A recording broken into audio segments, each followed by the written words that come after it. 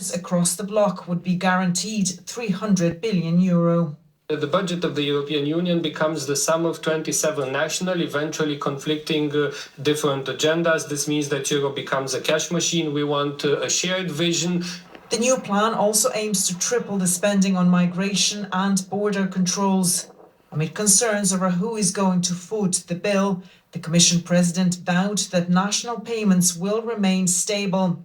Instead, Brussels is hoping to increase its own revenue from taxes, including new levies on tobacco industry, electric waste and corporate giants. Tanya Royd, RT News. The Irish Farmers Association has described as very concerning radical changes proposed by the European Commission to the funding model for farmers across the EU. The proposals would see common agricultural policy supports merged into a bigger single fund, which would, in effect, reduce the EU's guaranteed agriculture budget by a fifth. Protest in Brussels as the European Commission presents its budget plans for 2028, including an overhaul of the EU's common agricultural policy.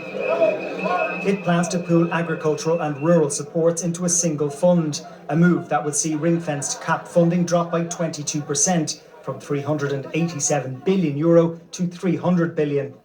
The CAP, when they came into being, was to support for us to produce cheap food. That hasn't changed. We need the support of the European Union for us to continue as farmers to produce that cheap food.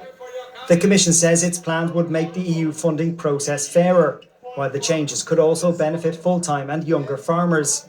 However, the ICMSA, the group representing dairy farmers, has warned it would drive up food prices, while the Irish Farmers Association said the importance of CAP and food production is being downgraded.